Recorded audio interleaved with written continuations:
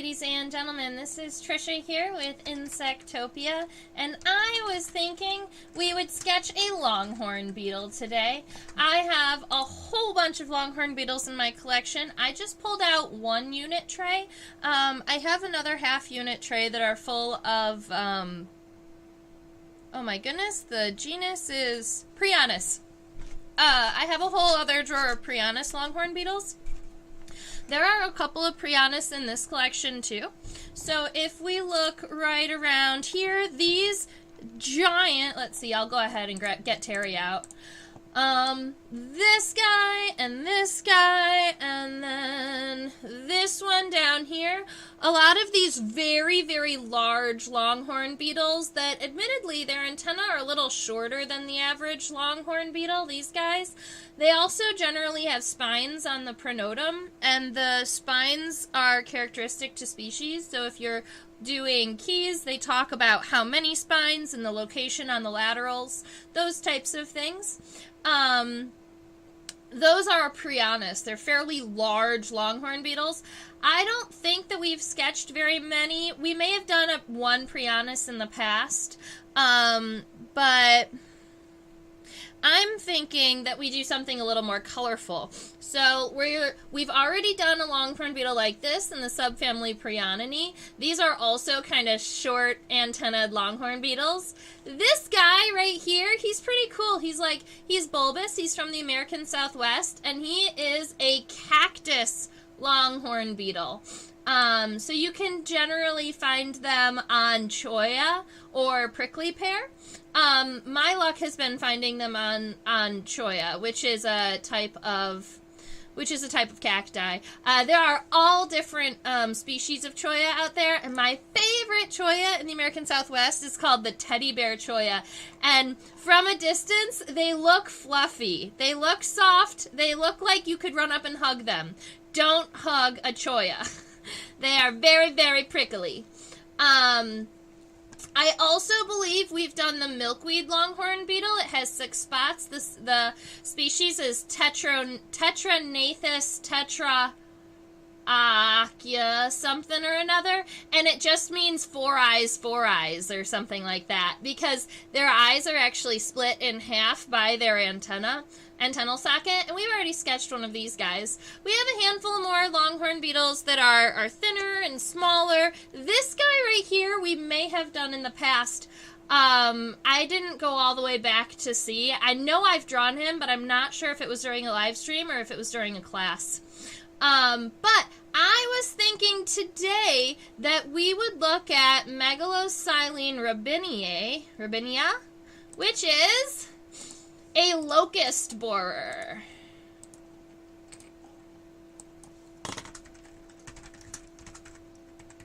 So this is a locust borer.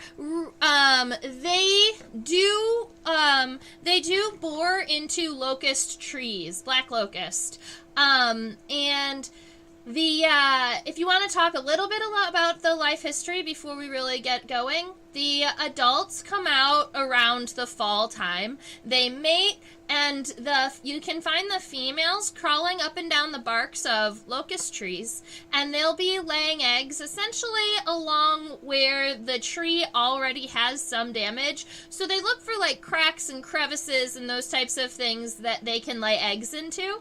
The grubs are going to overwinter just kind of underneath the bark or within that space. They're going to hunker down so that they have a warmer place to live for the winter.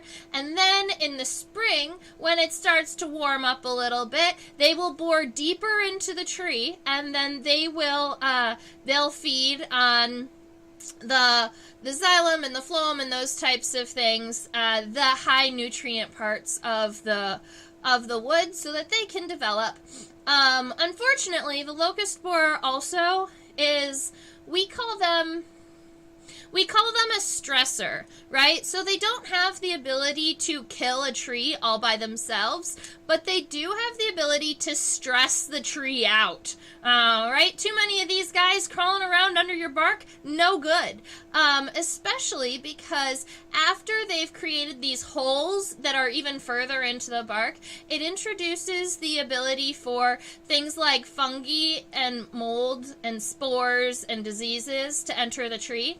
There is one very specific disease that I think that they are connected to. I forget the name of it, but this disease is going to kill the tree, and it's going to kind of start peeling the bark back a little bit, and it kind of helps the borers because they have an easier time getting under the bark once the tree has it. So they have this interaction. Now, locust borers, every time I have collected a locust borer, it was not on the tree. All right, I've never seen a locust borer on a tree. I see these locust borers on goldenrod. All right, they have this really pretty golden and black striping on the pronotum and the elytra, and they when we zoom in, you're going to notice that those yellow colors are not actually any pigments on the elytra. The yellow colorations are actually I'm not sure if we're going to call them scales or hairs until we zoom in a little bit, but they are, in addition, they can be rubbed off. And so you'll notice that there are a couple of parts that they look like they're almost black spaces, here, a couple places along its back. Those are areas that may have been touched by people hands or may have just been naturally rubbed off. These stripes do naturally rub off just over time as the specimens get older. And so we're going to be looking at him today. Now, I'm going to give you the scientific name up here, Megalocene, let me look. Megasilene robiniae. So, I get these longhorn beetles out of the way. Where am I putting them? I have no more room. I'll put them here. That'll be fine for now. Okay. So, on the top of my paper, we are doing scientific illustration, right? So, along with drawing our specimen, we always want to make sure that we label our specimens. Now, I always tell my students that if I use words that you don't understand, that you should also label those words on your sketch, because we're not only here to draw, but we're here to learn a little bit. And I find that writing things down helps me, so I always suggest that if I say a word that you don't understand, go ahead and write it down or label it and put an arrow towards it. It's an illustration. Now, Megasilene robiniae. Funny enough, if you want to talk about its name, robiniae actually comes from the locust tree. So I think it's robinia. That is the genus for locust trees.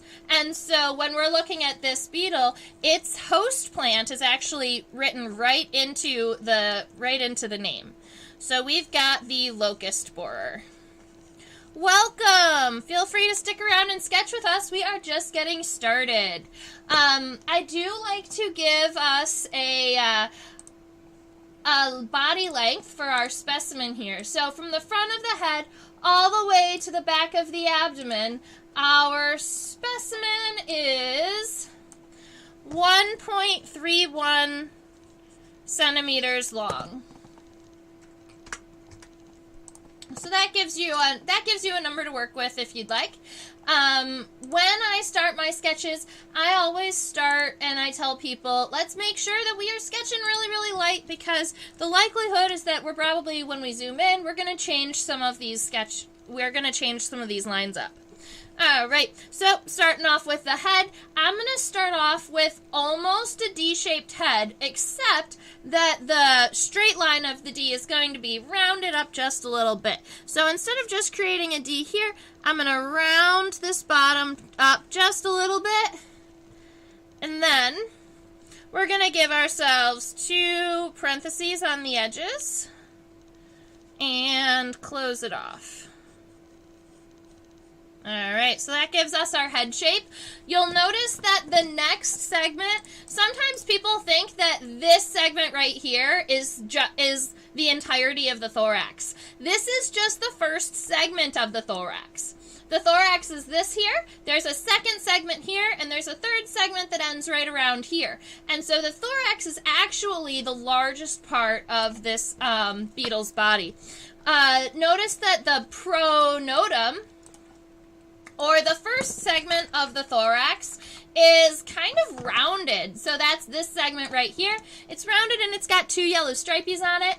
The edges also bulge away and further than the head. So just make sure that you give yourself a nice round pronotum here. I always start with parentheses shapes on the edges, and then we're gonna take it in to about the length of the head. And then we're going to flatten this off. Alright, so that's what our head and then our pronotum is going to look like. If we go even further back, we are looking at the front wings of our beetle here. Now, all of the front wings of beetles are considered elytra. They're these hard shell-like wings here.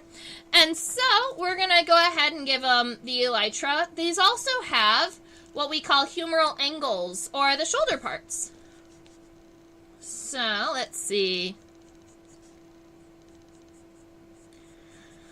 I still have a little bit of a cough, but I'm feeling much better today.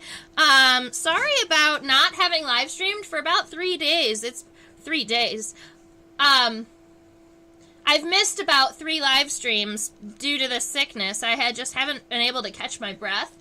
But I'm hoping that it's not going to be too obvious today. And so if I cough a little bit, just excuse me. That's probably going to happen.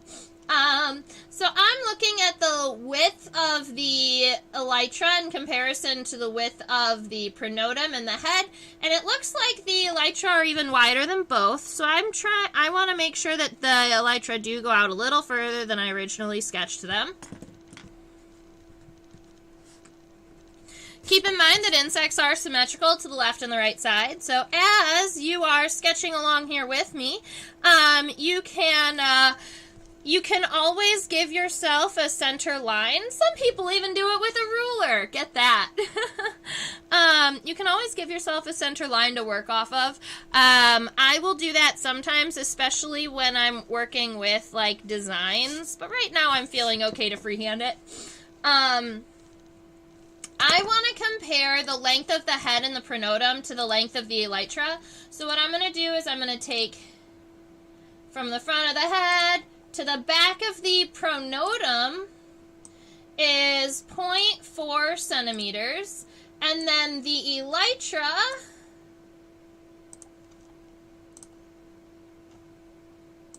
are about 0.92 centimeters. So we're going to say that the pronotum is just a little bit over twice the length of the head and the pronotum combined. The elytra is twice the length of the head and the pronotum combined. So what we're going to do is we're going to look right around here. I'm going to use my fingers to measure. I'm going to go like this. 1, 2, and then a little bit. And I'm just going to give myself a little line here, and I know that is about where my elytra are going to end. And then I'm just going to be taking these lines all the way down to this point, making sure that the edges of the elytra here stay mostly parallel for the length of the body. And then once you get to probably the bottom quarter, you're going to let them kind of come towards each other. You don't want them to get all the way pointed. And these longhorn beetles do have the ability to close their elytra all the way. I know that my specimen, its elytra is a little bit opened, so you can feel free to draw it either way. I'm going to be drawing my specimen with its wings closed. So instead of creating any type of V to show an opening, I'm just going to give myself one solid line, one solid vertical line. All right. I am going to, now that we've got a head, a pronotum, the elytra, most of the biggest parts of the body are sketched. We are going to, I want to give myself some estimations for leg lengths. So I'm just going to be coming in and giving, pencil lines, like stick figure legs, so that I know about where we're going with this specimen here. The femurs are coming out away from the pronotum. Tibia are going to be coming back. And it looks like my specimen has its tarsal segments mostly straight, but I like to angle them out just a little bit. We have these middle legs here. And the middle legs are coming out and then going back into the body. And you know what? I'm going to let that happen today. So we're going to, sometimes we'll draw it so that it actually looks like it's walking. But today we are just going to be, today we're just going to take our femurs. We're going to go out and then we're going to go back in towards the body. Something like this. All right, and then our hind legs are going to be starting around where the tibia for the middle legs hits the elytra once again. The femur is on top of the hind leg is on top of the middle leg, so any of the hind leg lines get to be on top, I guess. There's a word that I was going to use that I can't remember now. So, we've got the femur that comes out, and admittedly, we can't see the rest of the legs. So I'm going to scooch our specimen just a little bit so that we can see how long these hind legs are. I'm also going to get these measurements off of our microscope so they're not there bothering any of us. Very good. So, our femur is going to be, admittedly, I think I pushed it down a little too far. I want it to come more out. Like this. I want it to, maybe somewhere in between. So we've got the femur. Now the tibia does reach even past the length of the elytra. So our tibia is going to come all the way about down here. And then we have these tarsal segments. And I do believe that I've left enough room so that the entire body will fit on my paper. And that's kind of exciting for me because,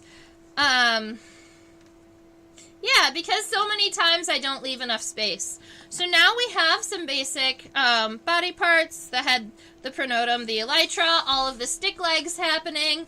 Let's go ahead and get our antenna lengths in, and then we'll zoom in and check out the head.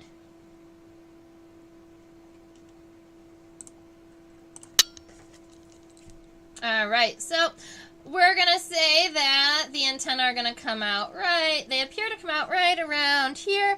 We may have to change that a little bit once we zoom in, but that should be fine. And I kind of like how the antenna kind of come back and then move forward a little bit. So I'm going to match this right antenna on both sides.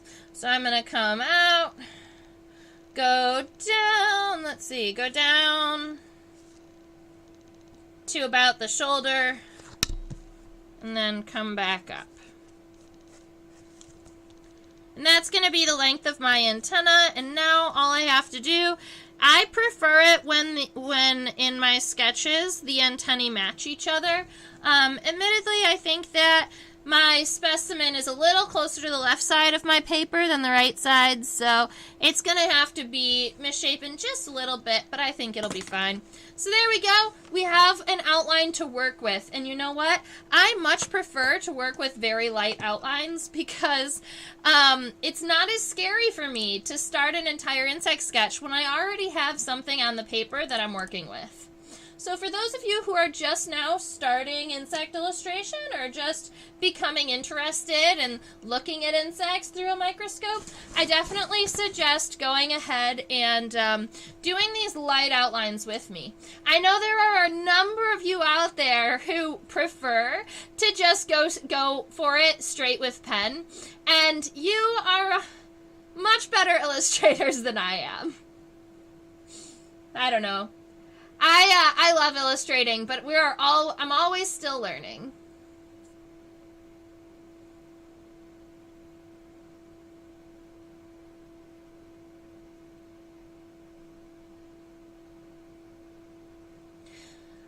There was a quote in the MSU's entomology lab, and I remember reading it when I was in like 3rd grade and just, taking it to heart. And that was that, and I forget who said it, and I'm going to,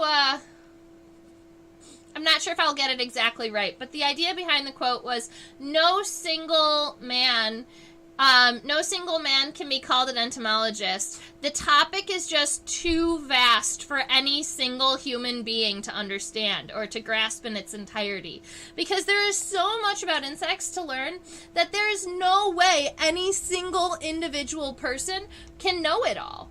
And so I always love learning from my peers and from you guys out there. I learn sketching techniques from you all the time. Alright, so I'm looking at this head here. I'm changing the focus just a little bit up and down because I wanted to see some of this depth. And I'm going to kind of talk you through this a little bit. What we're looking at is the top of the head. The mouth parts are all the way at the bottom. We call this a hypognatous head because the mouth parts are facing down.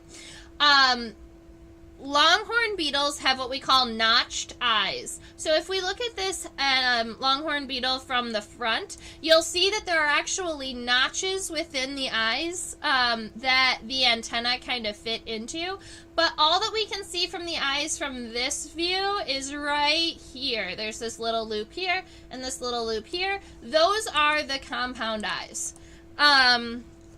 So when I'm looking at... Wait a minute, I need to catch my breath. All right. So when I am looking at the eyes of this beetle, that's actually where I want to start today. And actually, I'm going to start at the bottom of the head. We're going to get this done. I originally made this a fairly round arch. I'm actually going to straighten it out a little bit more. I think that I arched it up just a little bit too much. So I'm going to take that line and straighten it out just a little bit now that we're looking at it. We also do have a rounded 90-degree angle, right? So it's like a 90, but this edge is rounded. It's not really sharp. So go ahead and just finish up that line here. I'm going to erase my sketch line, this one that's too arched. So now we have the back of the head here. And we're going to be looking now at these compound eyes. We call these eyes reniform. Let's see. We call them reniform. Essentially, that means kidney bean shaped. And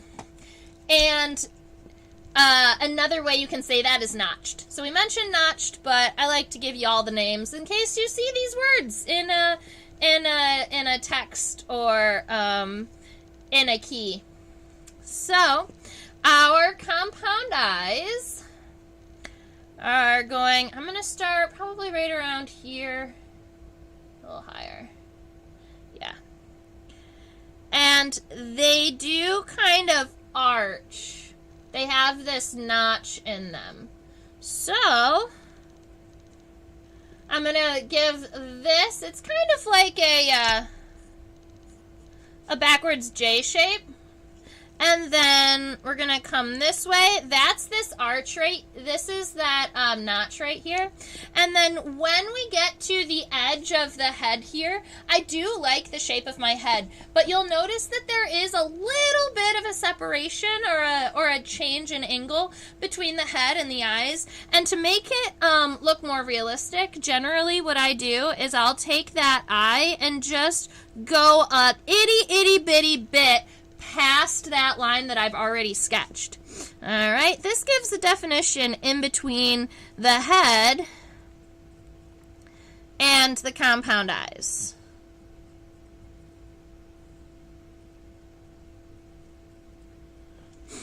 Alright, so I have both of my compound eyes sketched in here. And I'm going to add our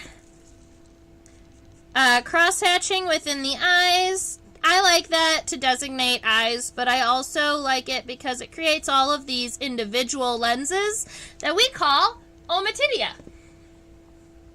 Alright, now the next part, I don't think that we can get too much further without adding at least a couple of these segments in the antenna. I know that some of you have heard these words before, but I want to make sure for those of you in the back or for those of you newcomers, these are the words I'm about to chat about. These are the segments of the antenna, the scape, the pedicel, and the flagellum. So the scape is this first segment of the antenna right here. This one and this one, that's the scape. It's generally a fairly large segment, generally really sturdy, is going to help the antenna connect to the head. It's the one that connects to the antennal socket on the head, those types of things. I just have this very light line sketch here, but I do want to kind of widen it up. So let's see. I'm going to give myself, keep in mind that the base of the scape is a little narrow and then it widens towards the end. So try and give it that kind of narrowing towards the antennal socket here. And then also keep in mind that exoskeleton does not bend. I think that that's one of the things I really like to think about when I'm drawing, especially antenna, because you don't want to put these lines as like arched or angled lines. You want them to all be straight. And where the insect bends is actually in between the segments. All right. The next segment is called the pedicel. You can see it right here on the left-hand side. It's generally a little smaller. It helps with the, angling all of the antenna, and it helps with movement and those types of things. So we've got a pedicel here, and it is kind of short. Pedicels tend to be that way. They're almost like a itty-bitty tiny piece. And then the rest of the segments that we're going to be looking at are the flagellum. Now, even though longhorn beetles have super long antennae, each one of their antennal segments in the flagellum is pretty long. So we do count and use the number of segments on the antenna as a defining characteristic. So we are going to be looking at that too. I think I put my antenna too far apart. That's unfortunate. All right, we're gonna fix this really quick. I want to make sure my friend. I want to make sure my friend is all right. I think what I did. Let's see if this is the center line of the head. I think that my eyes aren't wide enough towards the center of the head, which made my antennae too far apart. I'm just going to cross-hatch over that. Don't tell anyone I cheated. Oh well, that'll be fine. Alright. Because I want my antenna to be just a little bit closer. Alright, I'm going to fix it.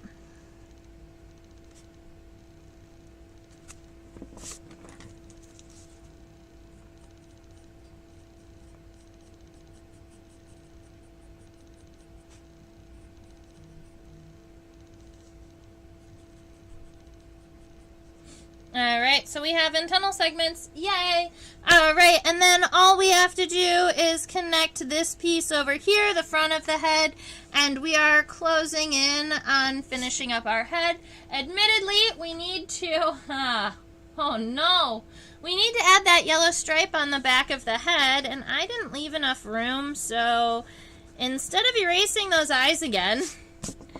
I am going to just make my head only a little bit longer so that I can add that stripe of yellow here.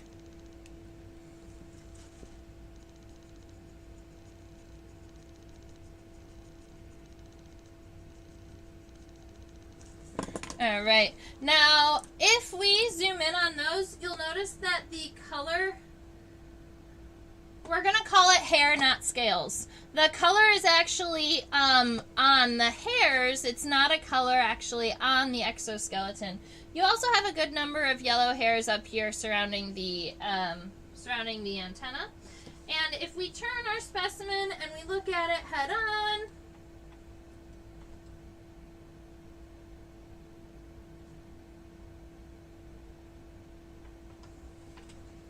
now it's really obvious that these eyes are reniform, that the eyes are notched or kidney bean shape. You see they're kind of rounded. You've got these antennal segments. The antennae generally fit into that notch. And here's a whole bunch of mouth parts. We're not going to be sketching the mouth parts from the top, so I don't really want to get into all of them right at this very moment. They have the same mouth parts as any other chewing insect. So if you've done a grasshopper or any other beetles with me, they have an upper lip, they have mandibles, labial palps, maxillary palps, bottom lip, all the things.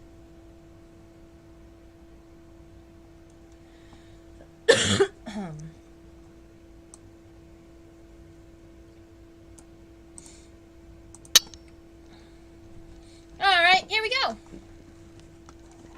Now we have our pronotum here. It is fairly wide. I had originally sketched mine fairly even, but notice that it's wider a little bit further towards the back, so I'm just going to weight it a little bit differently. I'm going to kind of widen it a little bit lower. It'll still be nice and rounded, but I want to make sure that it... the widest part of the pronotum is in the right location, which should be around about 2/3 of the way back, it looks like.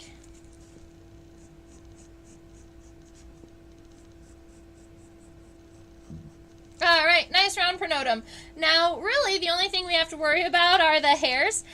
We do have a very, very fine line of yellow hairs all the way up here at the top. We have a fairly thick line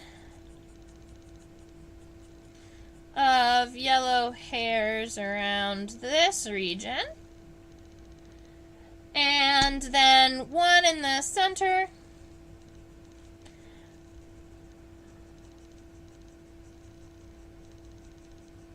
And then along the bottom.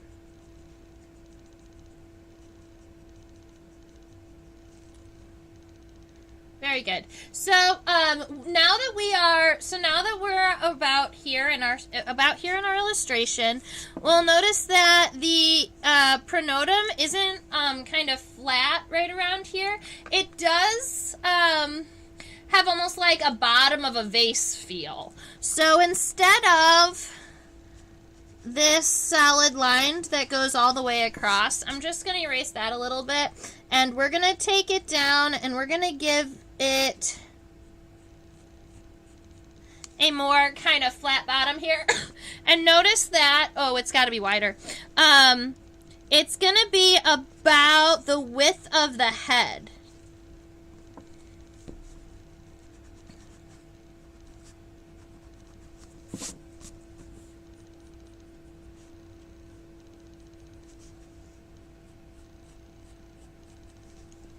There we go.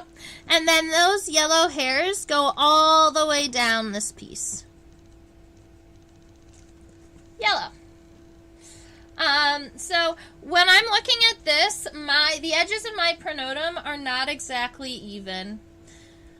And I'm thinking that the right side is better than the left side. I like it just a little bit wider when I'm comparing it against the width of the head. So I'm going to take my left side and try my best to match it. And sometimes one side is just better than the other side when we're sketching. That's just something you develop over time.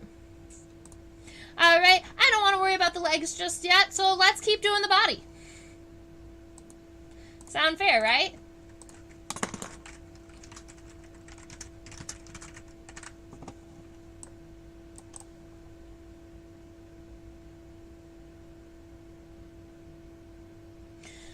you'll notice that there's kind of like a little gold smudge right there on the top right of the elytra. And that is the pin for the insect. All right, so that's the pin head, and it's going to kind of blur that out just an itty bitty bit because of the focus and the depth, and you can't really see through things. Sorry, guys. I wish there were invisible pins, but not the case. Very good. So, our locust borers really, really, really love to be on goldenrod, and these golden and black colors do help them blend in a little bit. I find them that if you have a large patch of goldenrod anywhere near a locust tree, you're gonna have locust borers. It's just fact of the matter. Alright, so our elytra are about a little wider than the pronotum, so I'm going to make sure that these humeral angles, or these shoulders, are just a little bit wider on the left. I'm pretty happy with the width on the right. I just have to fill that out a little bit. And I'm looking at the overall shape of my elytra to make sure I'm okay with the shape here. I'm noticing that it has some interesting...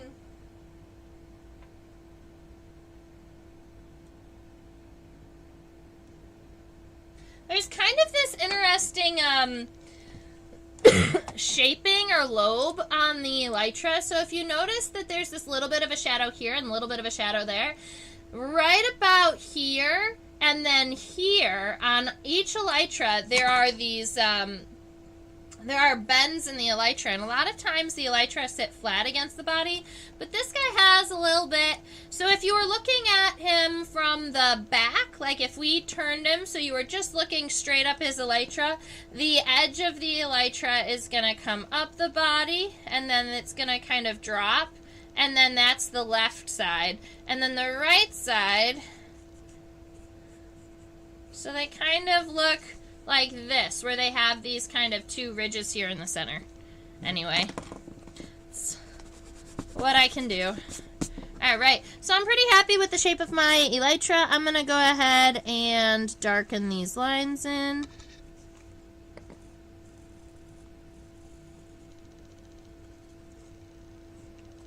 Very good. And then I have this center line right here. Very, very center of the elytra.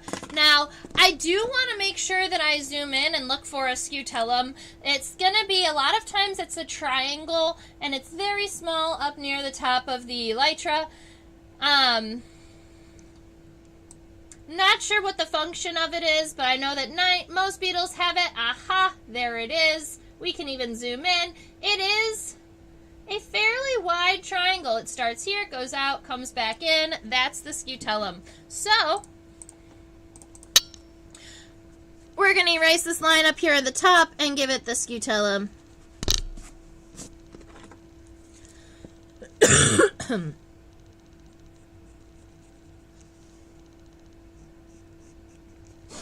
Alright, we have a scutellum.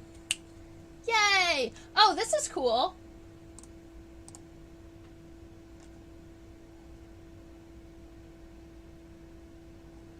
His face is impressive. And look at this. You see those dots? That looks like it's probably little bits of hair follicles or where the hair used to be sitting. Now, I thought that the black part of the beetle was... That's so cool. I thought that the black part of the beetle was the color of the exoskeleton, but it's not. Even the black regions are hairs. So right here where the hairs are rubbed off, and you can see that little bit of like a golden brick reddy color, that is the actual true color of the exoskeleton, and all of this black and yellow are all created by the hairs.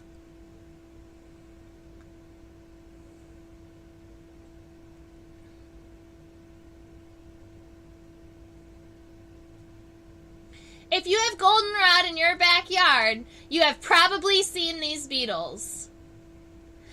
This one was collected in Lansing in 2010.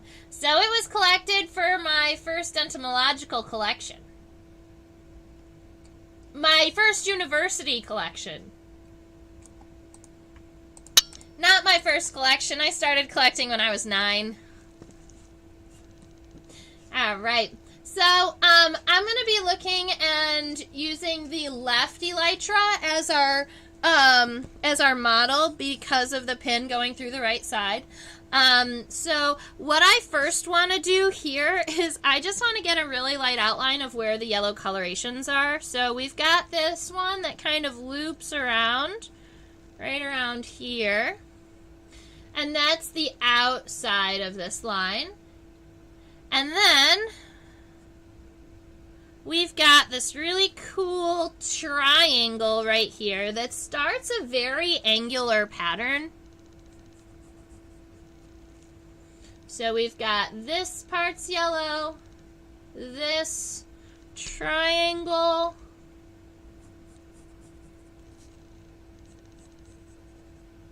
is yellow, and then we've got one more that's a little bit steeper here, and then kind of comes out, and it is coming out right around where the hind leg comes out, so it looks like we are right on track for where we should be. So this is a very small yellow stripe here.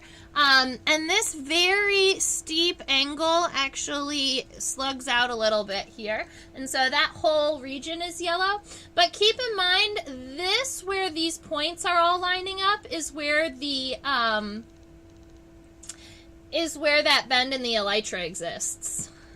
Alright, we're gonna go... Where do I want to go next? Let's create these little squiggles on the left side, and then we'll work our way in. So these almost look like stretched out little S's. You can almost imagine them like little worms. And so we've got that guy, and then he kind of points down here to this chevron-shaped patch of yellow here. And then we've got one more right here in the bottom that comes down and around. Alright, so that is going to be the yellow shapings on the left-hand side, and all I'm going to do now is kind of mimic that over here on the right side as best as I can so that our beetle stays symmetrical. Now, I will admit to you, this beetle is not going to have the exact same patterning because a lot of times with hairs, there's going to be a variety in the hairs or like which hairs have fallen off. And so the pattern from the left to the right side, it is very, very close, but it is not the exact same thing. So it's okay if you end up, it's okay if they aren't exactly the same. A little squiggle friend. I like this little squiggle guy here. I think the squiggle guy is a little bit, is one of those places where you can really tell the difference between the left and the right side. The left one looks a little straighter, the right one looks a little more roundy, but I'm just going to try my best to make them as the same as possible, and you know what? I'm not a computer, so they're not going to be the exact same, and that's okay, because the specimen isn't the same. Ha ha ha ha. Winner. And actually, I think my squiggle needs to be just a little bit longer because it does still need to point down to this little chevron piece here. There's something wrong with it. The bottoms are not rounded up like that. They're more like they kind of meet in a W. And I'm going to shorten this guy up just a little bit. Yeah, I like that better. Alright, so now I'm just going to go ahead and match this over to my left. Right here in the bottom, it's a little bit trickier, but we're going to just do the best that we can. I am pretty happy with that. So I'm going to take my sketch off of my pedestal now so you can see the entire thing. And what I'm going to do, because admittedly I probably did this a little backwards, because I did the darker, I was annotating the yellow with my pencil, but because I did that up here on the pronotum, I'm going to do that same thing here. So now that I've got these very light lines, I'm just going to come in here and add lots of these little setae or little hairs throughout. And I'm just going to give our specimen a little bit of texture. And you know what? I was thinking I was going to erase those outside lines, but I'm going to leave them because I think that it creates a little bit of a border between the colors. And if I do this in ink, I want to make sure that I know where exactly I wanted to fill in. So we're just going to do it this way.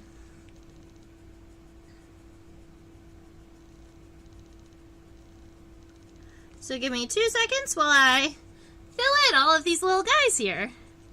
I hope you all are having a great spring. Oh man, we had a time change today. I woke up and my phone was different from my alarm sitting next to me, and I was like, what happened? And luckily, my phone went off in time to, wake me up for my first class this morning. But yeah, it's always, I didn't really think about the time change recently. I've been focusing my energy on getting better and breathing and the like, and so I didn't realize that it was the time jump until it happened this morning. And now I've got to go and change all my clocks. I haven't done any of that yet. And my car, got to change that too. What do you think the hair's function is? Oh, that's a great question. Because it's absolutely covered in hairs. Now, these beetles, they do kind of dive down into they really get involved with the goldenrod. And I have seen these locust borers actively covered in goldenrod pollen and goldenrod dust. All right, so I think that those hairs are to pick up and hold on to pollen from the goldenrod. They mostly I believe they mostly drink the nectar from the goldenrod, but I guess it's possible that they're down there eating the pollen too, because the pollen is high in protein. Whereas, yeah, there you go. Adults feed on the pollen of goldenrods. So, I think that the hair is there to collect more pollen. And then they can clean themselves off. It's like carrying dinner around with them. And I'm sure when we look at the legs, we're going to notice some tibial spurs or other things that they might use to help clean themselves off.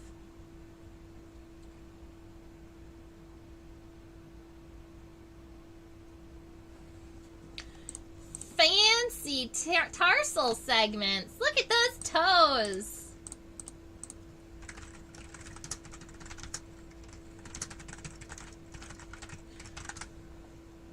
All right, so these no problem. Thank you for asking. I love chatting with my viewers. So these are the fancy tarsal segments that I've gone over them a couple of times with different beetles, but we're going to talk about it again. We call the tarsal formulas for these beetles apparently 444. They're actually 555. But we call them apparently because the segment 4 is hidden. So we have, and this is a really great example because even though we've zoomed in a whole bunch, we can't see the other segment. There's 1 here. There's 2 here. 3 is kind of bilobed. Sometimes I call these heart-shaped. And there is an itty-bitty 4th segment that looks almost like a tiniest little knuckle here at the bottom of this 5th segment. And that counts as a separate segment. But so many entomologists don't see it that if we called this a 555 tarsal formula, nobody would ever get to the right place in the keys. So we call them apparently 444, actually 555. Because there's a hidden tarsal segment, and then this is the last one. This is the one that looks like 4, but is actually 5. I could see someone making a fishing lure of it. Oh, that's funny. I don't know how many fish would be eating this beetle, but I could totally see it because of the amount of hairs and the colors. I think that people who make fishing lures really like to make, like bright colored stuffs. Alright, so I'm changing the focus up so that we can see what the femur looks like, and then we'll change the focus down to get the tibia and the tarsal segments. I am just going to be focusing on the right-hand side of my legs and my antenna for the rest of our sketch today. Whew.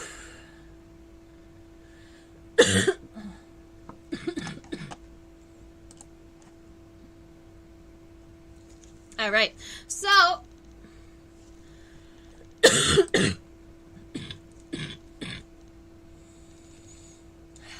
all right, breath is coming back. We are looking at, I want to see where exactly our femur comes out from underneath the pronotum and match it up with the lines in our pronotum here. So you'll notice that it's coming out right here around this black segment. So instead of having it way up here, I'm going to say this line up here is probably the top line of my femur. But the front of the femur is lobed. It's kind of wide at the base and then gets kind of narrower.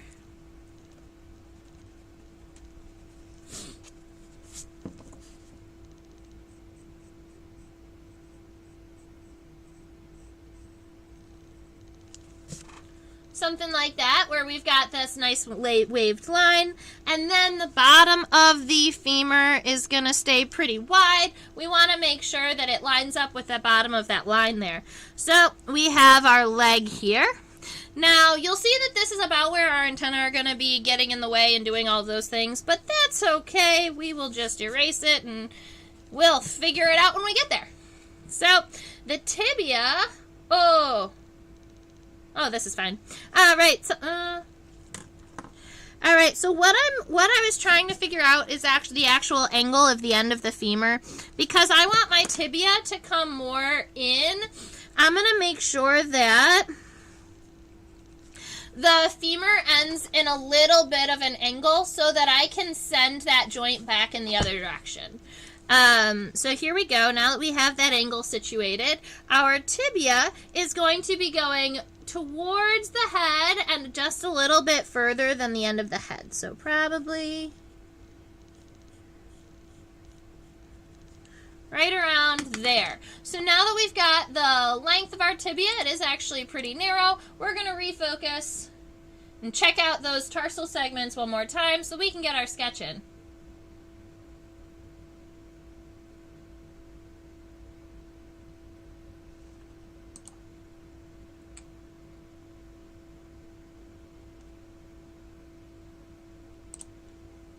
He's so cute. Look at the little toes.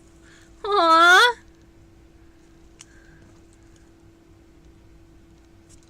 Alright, so we have this tibia that's coming up towards the head. Now we just need our apparently 4 tarsal segments. So this first one is what I would call a rectangular segment. Now, funny enough, there are kind of set shapes for tarsal segments. If you look at enough insects, you'll notice the patterns start arising. But entomologists haven't named the shapes of the tarsal segments yet, and that makes me laugh because we have names for everything. But I call these the rectangular shaped segments. We've got 1, 2 of those. They almost look like stacked barrels. And then our third tarsal segment is bilobed. I will sometimes call it heart-shaped. So you come out, you give yourself one lobe off to the left, and then we're going to give ourselves another lobe off to the right. I'm getting my sketch a little closer to a camera so you can see it a little better. So it looks like it's a little heart here. And admittedly, that looks a little bit like Pac-Man, but that's okay. Because in the middle of it, we get the actual fourth segment that's right there that looks like an itty-bitty knuckle that pretty much is non-existent. But we know it exists. So I like to just kind of create a little space for it. You know? Let it have its moment. And then we've got this nice long actually fifth tarsal segment here with two fairly decent tarsal claws. Alright, so that is what our front leg is going to look like. I'm actually pretty happy with that, so we are going to leave it be. I think the next thing... Hi, Susan! Welcome! It is okay that you're late. I'm just glad that you are here. I'm sorry I've missed the last, I don't know, three classes trying to get better. I'm finally on real prescription meds, so I'm feeling a little bit better, and hopefully in a couple of days I will be all back to normal. That's the goal. I love seeing these guys all over Goldenrod. Exactly. Me too. You know what I didn't know? I was reading this today, that these beetles actually, they kind of killed the locust tree industry. That the locust tree in the Midwest used to be one of the most expensive trees to like sell and plant because they grew so quickly and they were great for lumber and the like. But then these beetles came around, and these beetles are like, nuh-uh, we're gonna bore down into the locust trees and we're gonna make it so that they all get diseases, and then now the industry is pretty much crashed, and they don't use them as much anymore. I found that kind of interesting. Now, we mentioned with longhorn beetles that we do count antennal segments, so let me just go ahead and give us a total. 1, 2, 3, 4, 5, 6, 7, 8, 9, 10, 11? Yeah. 1, 2, 3, 4, 5, 6, 7, 8, 9, 10, 11. Alright, so we have 11 antennal segments. That does include the scape and the pedicel. So there are 9 segments in the flagellum.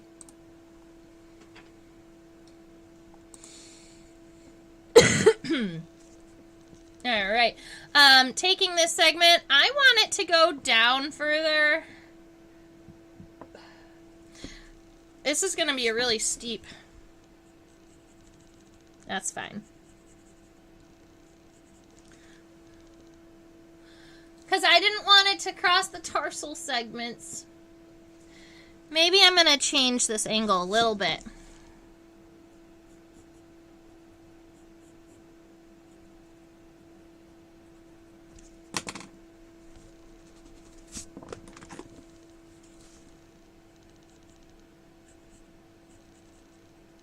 Alright, so we've got 1, and these segments are all fairly nice and long. There is some separation in between the segments, so you can always start your next one a little closer in and then expand your way out.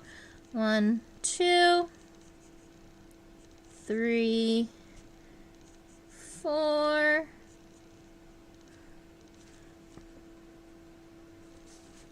Go thinner, Trisha. 5. 6, 7, 8.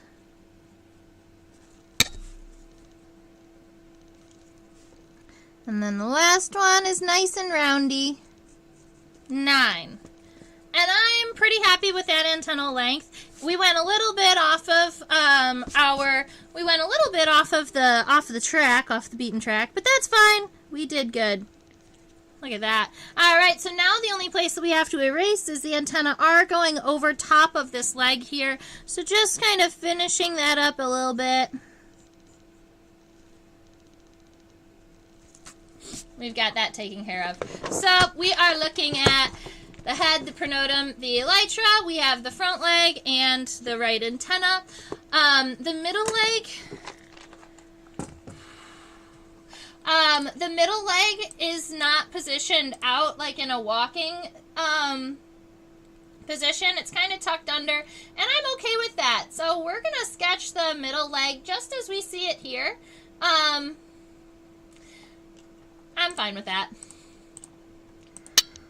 The locust tree is pretty invasive out here. Oh, see, that's really cool.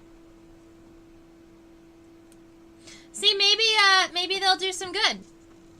I know that, Susan, I know that you really like scientific names and where they came from. Megasilene robineae is the scientific name for the locust borer. And Robinia is actually the genus of the locust tree. So they were actually able to write the host plant directly into the species name, which is kind of cool. So Robinia sp, because I think there are multiple species of locusts that they'll feed on, is their host plant. And if you want to go even further than that, Linnaeus, the person who designed our naming system, our modern naming system in what, like 1756 or something like that, maybe even earlier, Linnaeus keyed the name Robinia based on his gardener. The last name of his gardener and his gardener's son was Robin. And he named the locust tree after his gardener. Fun story. Do they feed on any other trees or legumes? The grubs are specific to locust trees. The locust borer as a beetle is generally going to be found feeding on goldenrod pollen. But as a grub, yes, they are host specific to locust trees.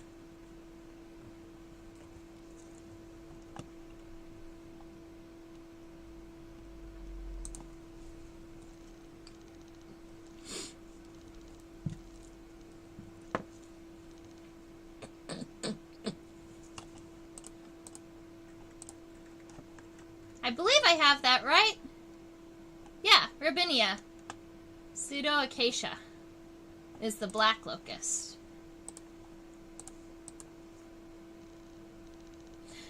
No, and that's funny because I have never seen, admittedly, they say that in the fall you can find these locust borers climbing up and down the bark of locust trees, and I have to disagree because I have never seen one of these beetles climbing up and down the locust tree bark. But I mean, they have to do it eventually because they've got to lay their eggs, so they have to be there at some point. I've just never seen them there. I have pretty much only seen these longhorn beetles on goldenrod, and I always thought that they were golden. There was like a part of me for a long time that believed that they were goldenrod specific, just because of the way that they are. Now you'll notice that the hind femur, we would call that the metafemur, is above the mesotibia, or the middle tibia. So what I'm going to do is I'm going to draw this femur first, and then draw the tibia underneath. Why would they climb? They can fly. You know what? That's a great question. These guys, the females, are going to crawl up and down the bark looking for already cracked or already damaged areas of the bark that they can lay their eggs in. And then once they lay their eggs, they're actually laying their eggs in the fall. And many beetles will overwinter as a pupal stage because that's the resting stage anyway. But locust borers, they overwinter as early instar grubs. So they hatch out of their eggs, but they don't really burrow down into the tree yet. They spend a little bit of their time and all winter kind of existing in like the cracks or like damaged areas of locust trees. And they overwinter as an early instar grub. And then once spring hits, that is when they burrow into the locust trees. And they'll feed on the high nutrient regions, like the phloem and the xylem, that are helping move nutrients between the leaves and the roots. And that's where they're going to be feeding. And the grubs are going to feed through the spring, through the summer, or through the spring and through the beginning of the summer. And then they pupate, or create little pupal cells.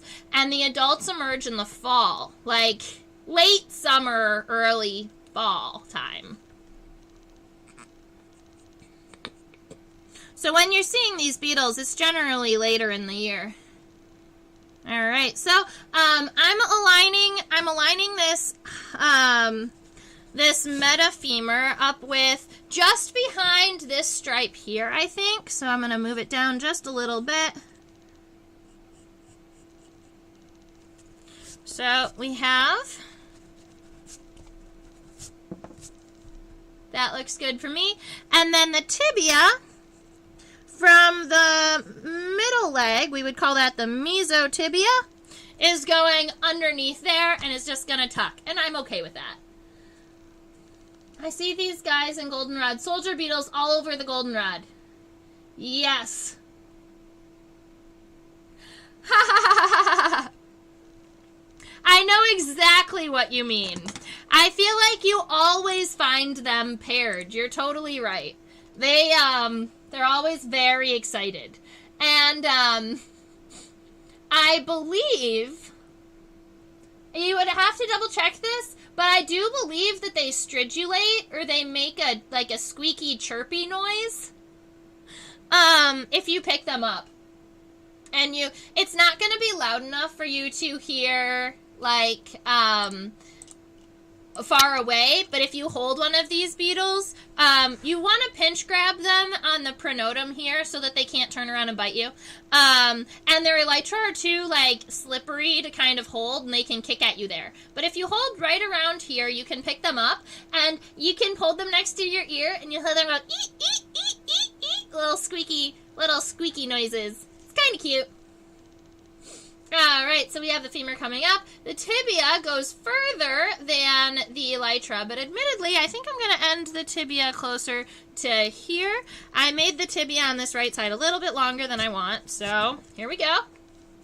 It starts fairly narrow, widens out just a little bit, goes further than the length of the elytra. You will notice we've got some tibial spines, so we've got 2 of them.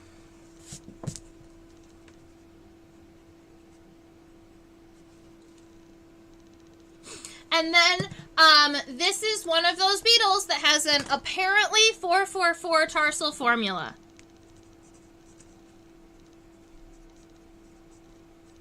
Actually, 555. So, we'll zoom into these tarsi and see if we can find the hidden segments.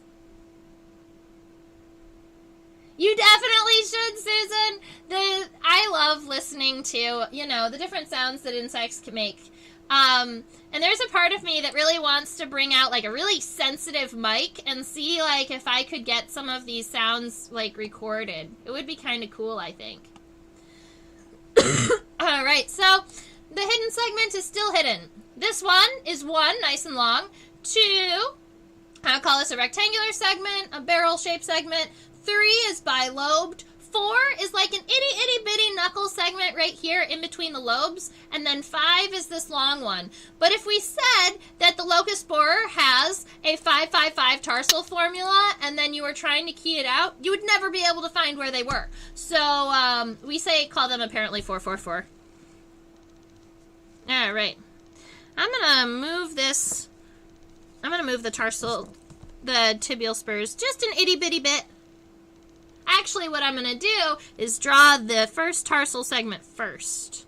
I'm going to draw this nice long one.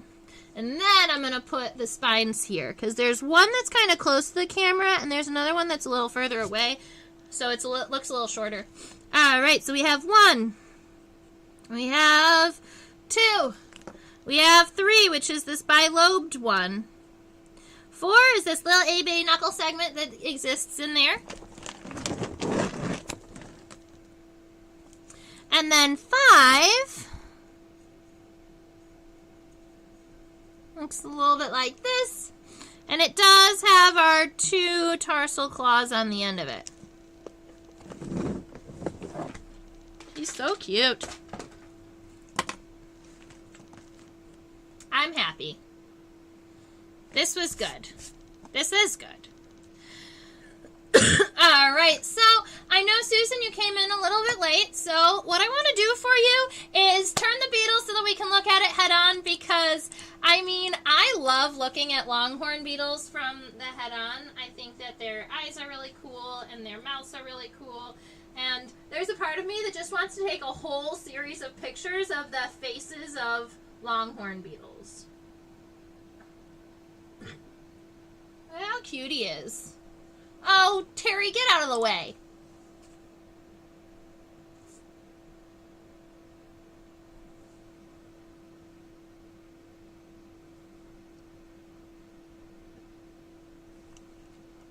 I just gotta refocus a little bit. Look at how cute he is. His little face with his little hairs. Aww. Alright, so that's what he looks like head on. You can see all the really awesome hairs. You can see those reniform or kidney-shaped eyes. Sometimes we say that they're notched. All longhorn beetles actually have these notched antennae. They've got the nice chewing mouth parts. You can see some of those labial... I think those are probably labial palps down there that are a little further away from the magnification. And I'm not sure if you've ever seen these guys fly... But last week, or the last time we live streamed on a Sunday, I believe that we sketched a flower fly, which was a bee mimic. And I thought that these guys, because they have the really cool black and yellow colorations, admittedly, I think the black and yellow is more for blending in with the goldenrod than for being a bee mimic. But they do have black and yellow striping on their abdomen, so when they fly, they can look like bees. Very much so. And so if we were looking at the, if we're looking at the body from this angle, the thorax ends right around here. So generally the end of the thorax is where the hind legs are going to be coming out, which would make this segment right here, the first segment of the abdomen, we would call it A1, 2, 3, 4, 5. A1 through A5. Now that we are from looking at the underneath, you can see that the tarsal segments are the same on, look how cute they are. The tarsal segments are the same on the middle leg as they are on the front leg and the hind leg. Oh, look, we can see the hidden segment. Watch this. It's right here.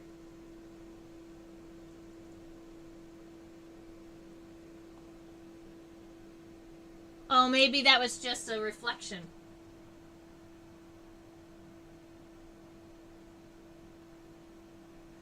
I don't know. It might be there. It's hidden. That's why we don't count on it. But normally, it just looks like a little itty-bitty segment between these lobes at the end of this guy here. So if you imagine it, like Dr. Bird says, if you imagine it, it's there.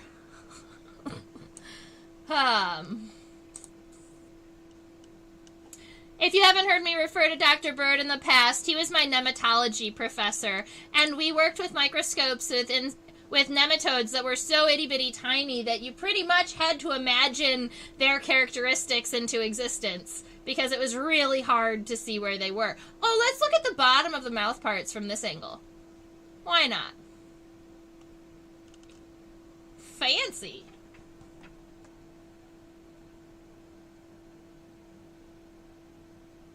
He looks like he's still got some pollen in his mouth.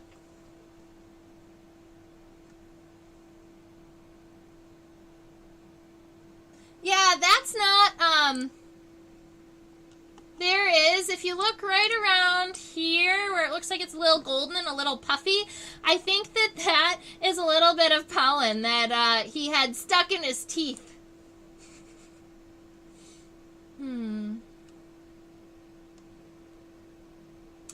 All right, so I think that it's kind of cool that the that the cocci on these beetles are so round. Look at how beautifully round these are. He died doing what he loved. Yeah, exactly. He is a happy beetle.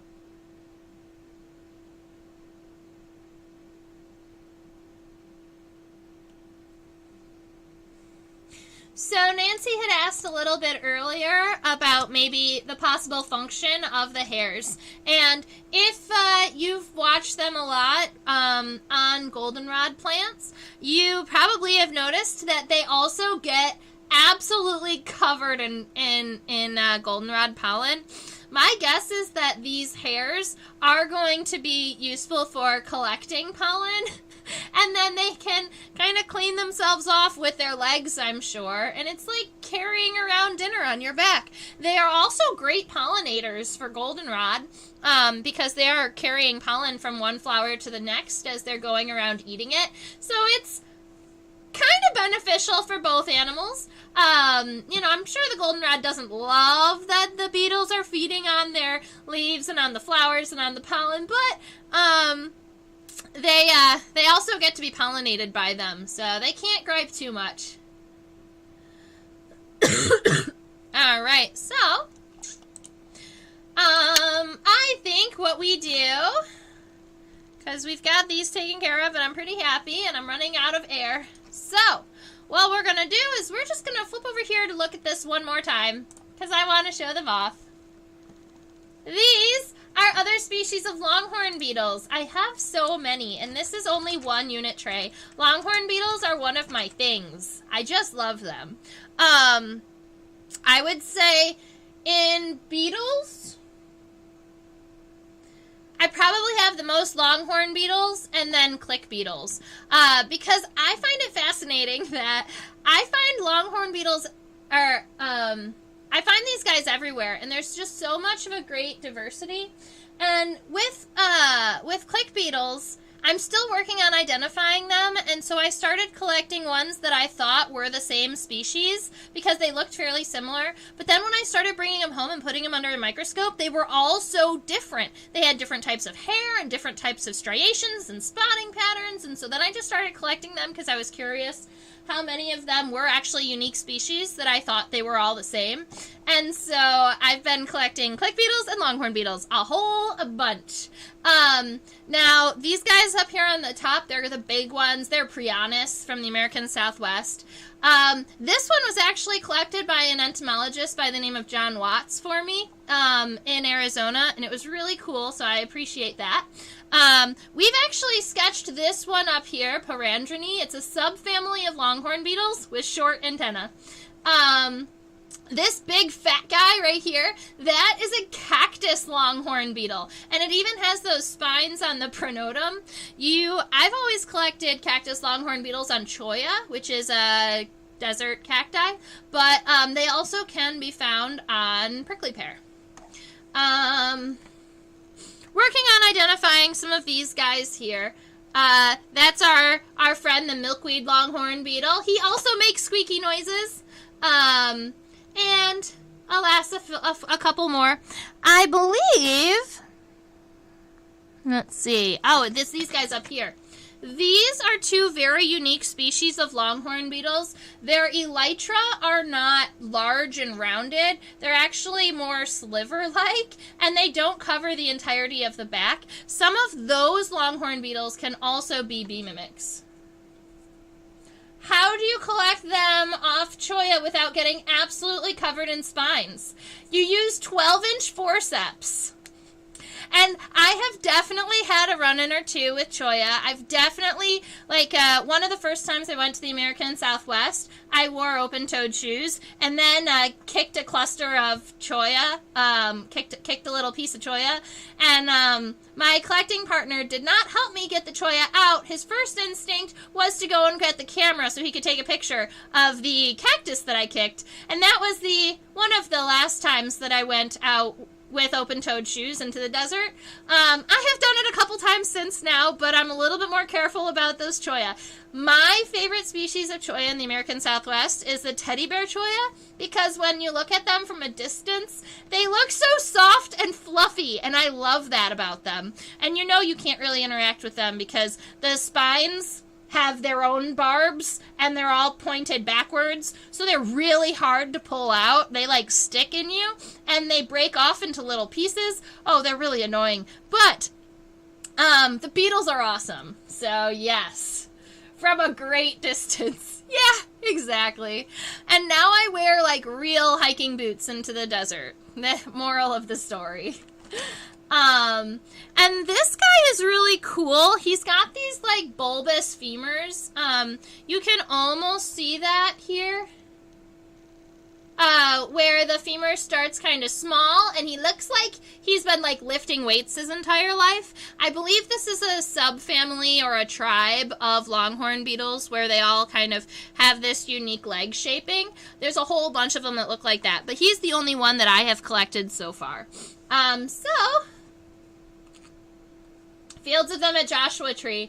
Oh, I love it. Yeah, see, I have so many wonderful memories of the desert, and I go back out there every year, and I just can't help but take all of, like, the background images, and whenever you see background images in my live streams, these are all images that I took, and it makes me happy to come here and share them with everybody because, you know, it reminds me of being out there.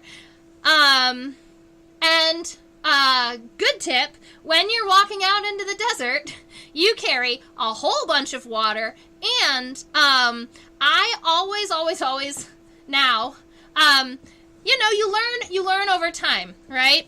So, in the last 2 or 3 years, I have been carrying electrolyte packets that I can pour into my water. If I'm really starting to sweat out in the desert, you can get kind of dehydrated pretty quick, and sometimes when the habitat or the environment looks like this, there is no trees or shade available. So, getting like an extra shot of electrolytes has saved me once or twice. And so now I always carry like 6 or 7 big packets of it that I can pour into my water as I go. Yeah, yummy, yummy stuff. So that's our friend here. I believe we've looked at the milkweed longhorn beetle before, but the scientific name is like Tetranatha tetraoculatus or something. Let me look.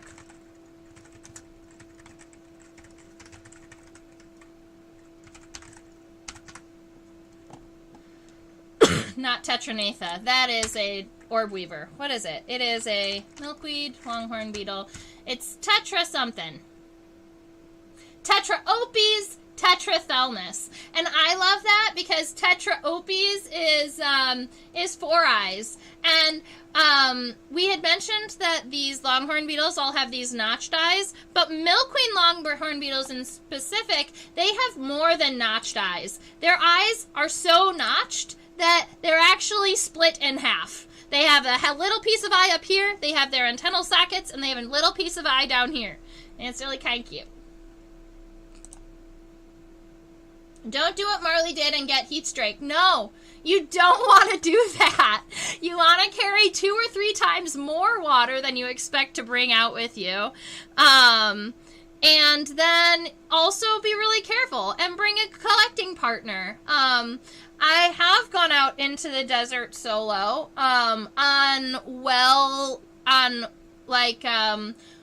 well-marked trails. But I would never walk out into the desert if I didn't know I was either fenced into a region or following really healthy trails, because The desert can start looking very similar in all directions, just by the way that the plants are growing and stuff. Sometimes I feel like it would be pretty easy to get turned around if you didn't have a compass on you.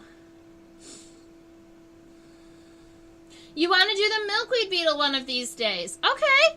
I feel like I've done the milkweed beetle on live stream before, but maybe I haven't. So we can definitely do that guy one day.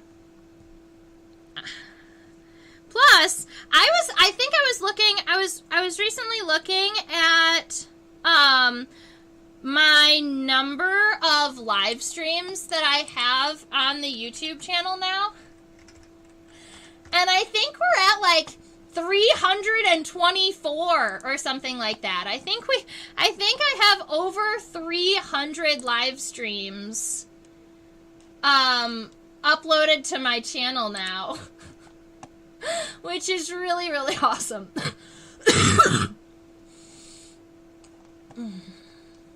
Let's see. I'm gonna check the number because I was blown away. Oh no, it's not 300 yet. It's almost 250. It's 246. So yeah, 246 live streams. Yay! We're about to hit 250. Maybe we should do something fun for the 250th live stream.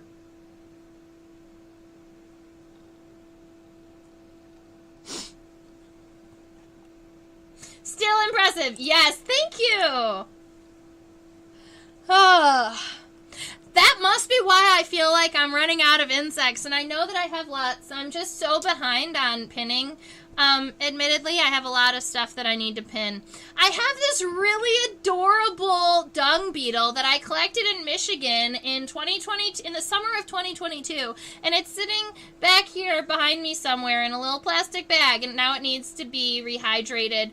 But he's so cute. He has these really big horns, and he has this really cool patterning on his elytra, and I really want to share him with you, but I can't share him with you until I pin him. So I'm hoping one of these days when I feel better and I'm feeling motivated, I'll be able to kind of push through all of those.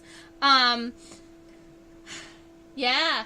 I'm also in the middle of moving, so I'm like packing up and trying to make sure that all my specimens are going to get from point A to point B carefully and safely.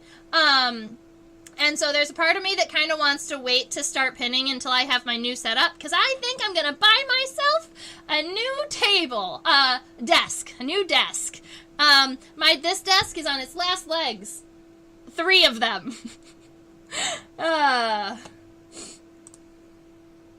Can't remember if I asked you before, do you have any mayflies?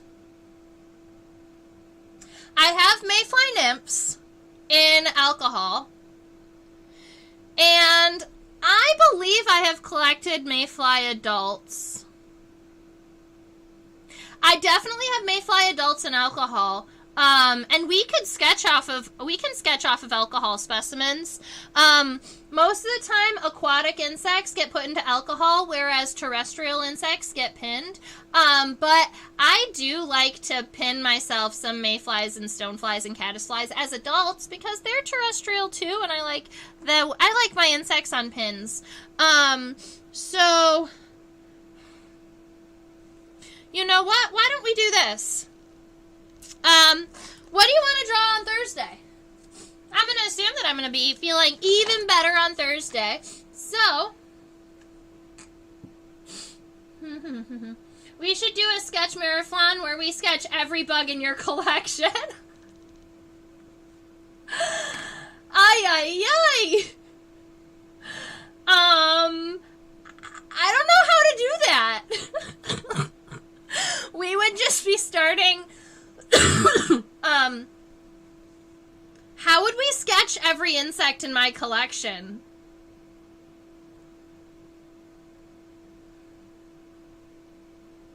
Just like start on day 1 and just...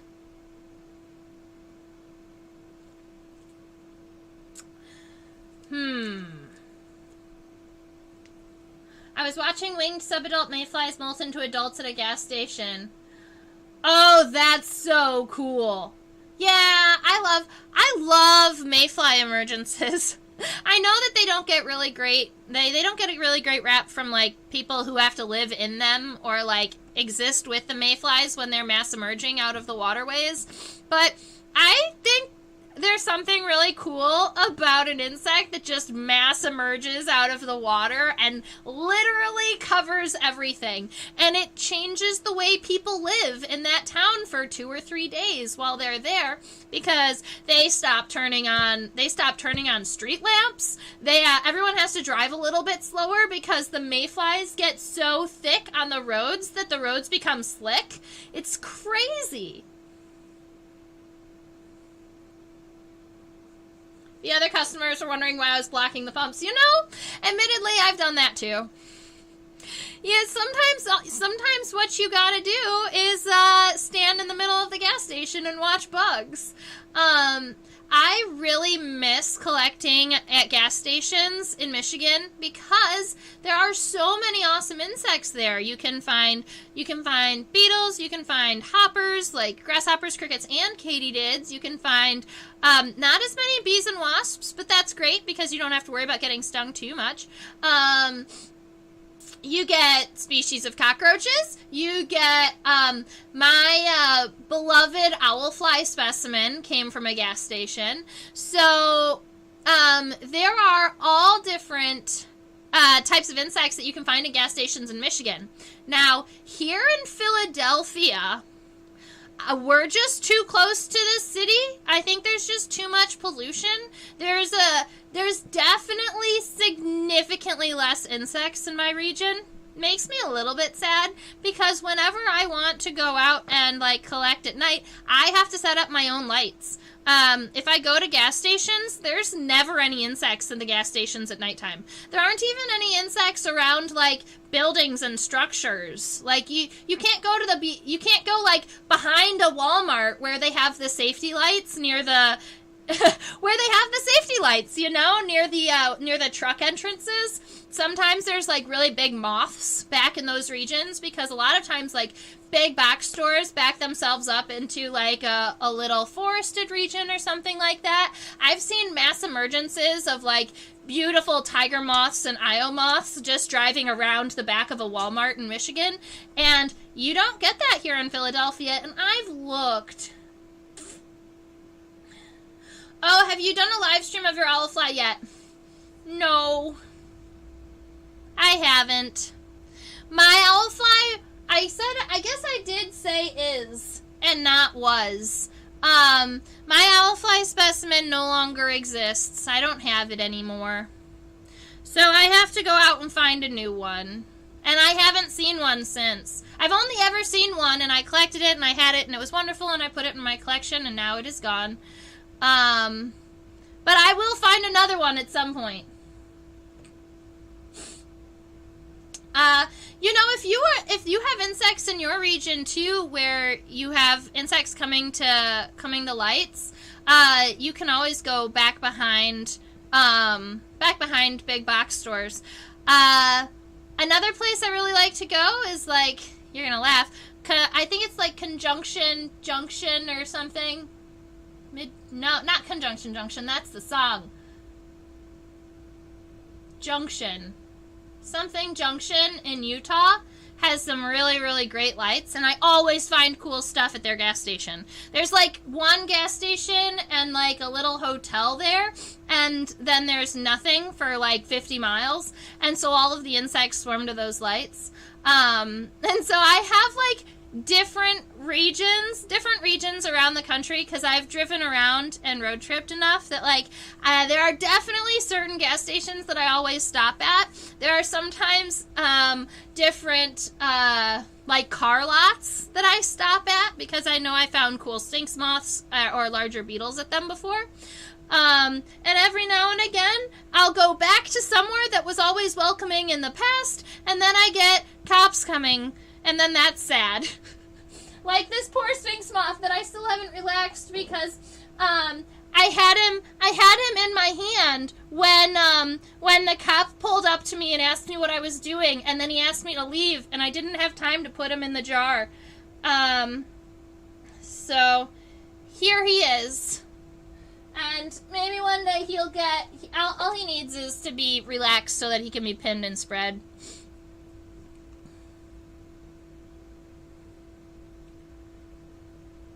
I bet you there are really good bugs there. And near a creek, you are going to probably be finding mayflies, stoneflies, caddisflies, those like aquatics. You probably will also find diving beetles. And depending on the size of the creek and how deep or quickly the water is running, you may or may not find giant water bugs flying around at nighttime. So those are cool too.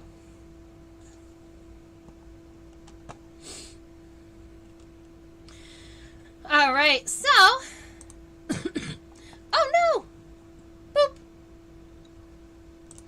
You saw the top of the magic for a minute.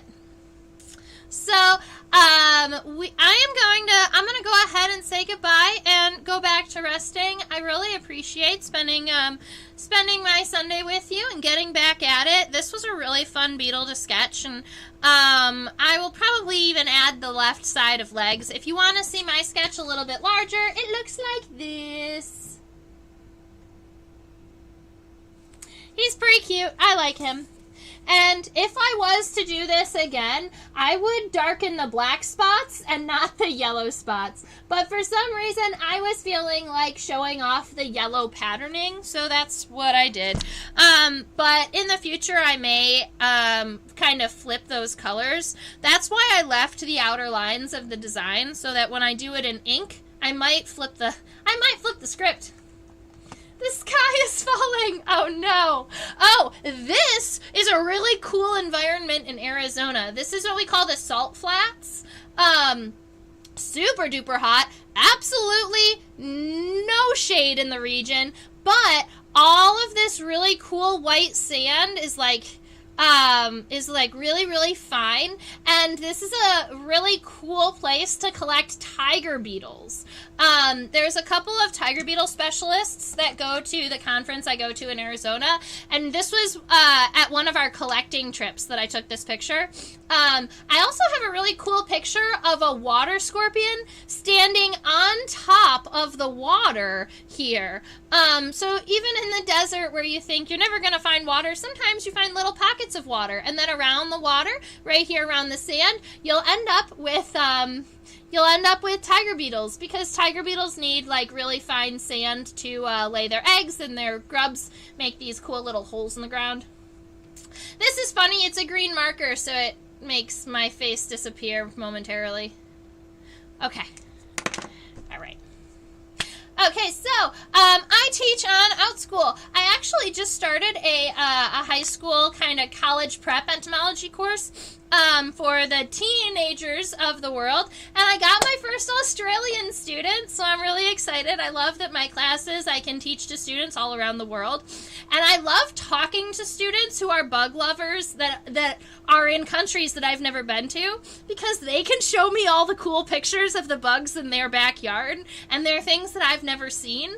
And so for that reason, it's so cool to teach on OutSchool. And if you have a bug lover in your life that says, yeah, I want to, meet a couple of friends from around the world and talk about bugs, that's the place to go. You can take classes with me.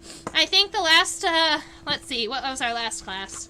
Oh, we went over the 3 different families of grasshoppers. And because the grasshoppers are green, they're going to go see-through. But alas, we did grasshoppers. That was fun.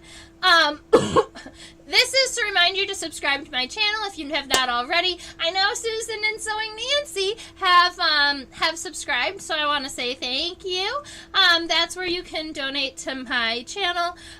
Feel free to do so if you would like. It's always super appreciated. Things are going well for me, and so and I appreciate that, because I have so many different balls in the air, and trying to get everything done has been a little bit of a challenge. My primary goal at the moment is packing and moving, and so I had to put a good number of my business projects to the side while I'm figuring out the rest of my living personal life side of things. And so this is helpful, but I'm doing so well, and I want to thank you all.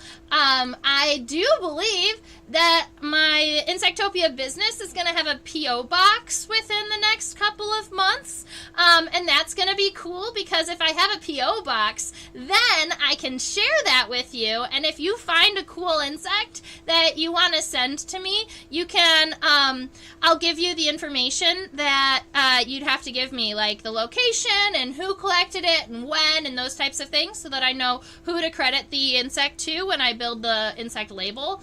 But it would be so cool to have specimens from you guys, because I really appreciate having insects in my collection that were collected for me by certain people. It helps remind me of them. Like my Longhorn beetle that John Watts collected, or I have a swift moth that my father collected for me. There's a ladybug that I wish I had saved that my mother had collected for me, and it was blue, and it was beautiful, and I don't have it. I don't think I ever pinned that one. It kind of disappeared into the ether, so I'm going to need to reach out to her and say, hey, send me a cool bug that I can put in my collection. That is just a reminder that you can always go and check me out on Instagram. Admittedly, I haven't been super active posting on pictures. I thought in the new year I was gonna be able to catch up on social media. That hasn't happened yet. We're 3 months in, but you know, we'll see what happens in the next couple of months. And this is my email address, Trisha@theinsectopia.com. So if you want to share your sketch with me, I always love just to see them. I like to see where, what type of information that you appreciate and the way that you sketch and journal from the information that I give.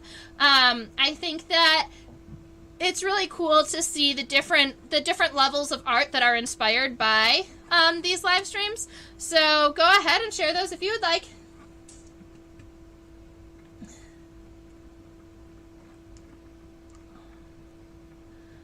Wow. See, I would feel so bad to have a Karner Blue in my collection because they are endangered, you know? I feel like the only way I would get a Karner Blue butterfly into my collection was if I reached out to, I believe, the Detroit Zoo. The Detroit Zoo has a mass release program happening for the Karner Blue butterfly. So it's possible that a specimen or two passes away in their laboratory before they have the ability to, you know, release them. I would assume, like mass rearing insects on a large scale, you have the every now and again death, and I think that that's the only way I would really want to end up with one of those, because they are endangered, and I don't want to be, you know, helping to further that. I feel lucky enough that I have a monarch butterfly in my collection from before they were listed as endangered, because you're not allowed to collect monarchs anymore either because they're endangered.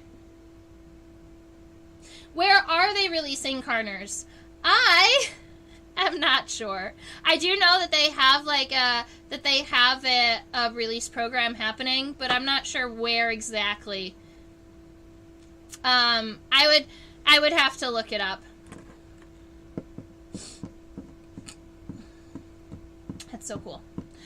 All right, so thank you, ladies and gentlemen, for hanging out with me today, for chatting about Longhorn beetles and all of the other things. I am finalizing plans to fly to California, which means that I'm going to be probably reaching out to some of you to see if you want to meet in person and look at some bugs together. I'm trying to work it into my schedule, so I have to outline my schedule a little bit and really nail it down before I can offer times and figure out and rent a vehicle and those types of things. But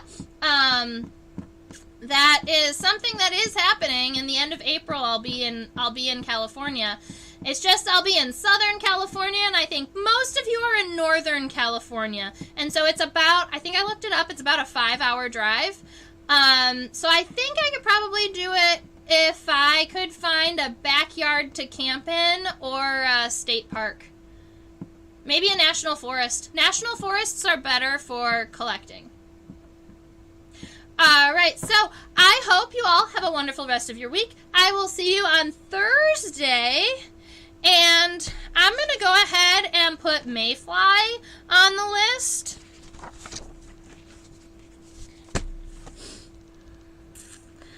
I'll go ahead and I'll look in my collection and see what the best mayfly looks like. It might be an alcohol specimen that's kind of small, but it would still be kind of cool to see. I did have a really cool mayfly, and I'm sure it's somewhere, so I might be able to dig it out for us, that its middle and hind legs were like a beigey color, but its front legs are black, and they hold up their legs and they wave them around like they're antenna, and I thought that that was really cute.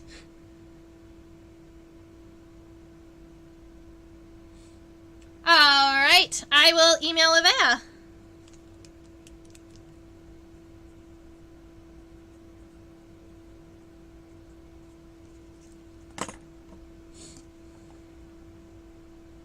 That sounds like a plan. That would be really cool because I'd love to. I've never been to California before. I've hit 34 states, and California has not been one of them. So it'll be cool for me to experience the habitats and the environments and check out the insects you guys have out there. That's true. We might be able to figure out some way to split the travel a little bit. I could go 3, you could go 2. Let's meet up somewhere in the middle. Camp. Set up a black light. Yeah, I have to work out my plans a little bit before I can offer, but those are that trip is very quickly coming to the front of my to-do list. All right, so thank you, ladies and gentlemen. I hope you all have a wonderful week. I will see you on Thursday at 10, and I hope that we will be looking. I hope that we will be looking at mayflies. Envious. I just love travel. I just get in my car and drive. Like, that's what I do. And sometimes I sleep in the car at rest areas. Rest areas have good bugs in the middle of the night. And most of the time I find myself a campground to stay at and set up my own blacklight. But wherever I am, I make sure that I end up in either a place that I know doesn't mind insect collecting or a national forest, because you're allowed to collect insects in national forests. Oh, yeah. Oh, Susan, you're in New York. Right. Have to go north. I might have to figure that out.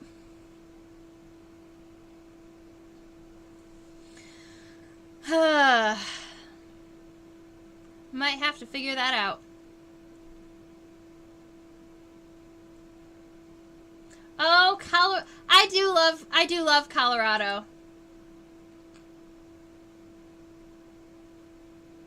Yeah, New York could be a weekend trip. I'll have to figure it out.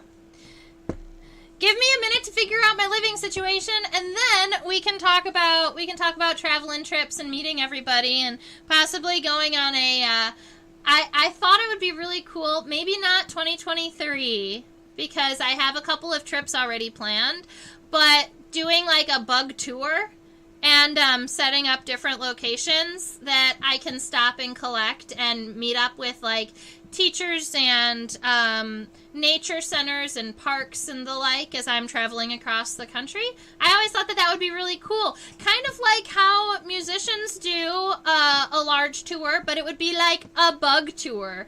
And I just go and teach in a bunch of different states. I just think that would be so cool. And I think that is a realistic goal. So, I'll get you to the pine bush. All right. Deal. Sounds like a plan. All right. Right? It would be so cool. Oh. I could have some roadies that follow me along the whole trail, or come to 2 or 3 states or something. You know, I have these dreams, and I feel like they're possible. Like, we can make this happen. We just need to get the word out there. We need to be able to blast it a little bit more. With something like 1,600 subscribers on the YouTube channel, I think I need a little bit more to be able to really cover the range that I want to. But I'll probably be looking at, like, the hot spots and where my viewers are and seeing if I can get it that way. Yeah, so that'd be cool. All right, so I hope that you all... I've done this a couple times already. Oh, man. While you're up north, you could swing over to Mount Greylock in Massachusetts to see the early hair streak. Oh. See, I have not been to any states north of New York, and those are definitely on my list of things to hit up. So I have never been to Connecticut, Rhode Island, Massachusetts, Vermont, New Hampshire, or Maine. And they're all so close to each other. I could check off 6 more states by just, going up there. Probably could be a 1 or 2 week trip. I'd probably do it about 10 days. So, like, weekend, the whole week, and then another weekend, possibly. That's how I imagine that trip going. And that one has been closing in on the top of my list, too. It's not planned yet, but I would really like to do it. Plus, those are all states I haven't been to yet, and I really like to check those off. I would really like to check them off the list. Gotta figure this out. All right, so have a wonderful rest of your week. See you Thursday. I'm going to sign off now and go and lay down. You know, the mosquito is the state bird of Maine, so you'll find plenty of bugs. Oh, that's great. Yeah. And I know that the Appalachian Trail makes it pretty far up that way. And I've done regions of the Appalachian Trail in Pennsylvania and New York. And so there's a part of me that wants to hit up little pieces of the Appalachian Trail along the way too, because why not? Get a couple more states in.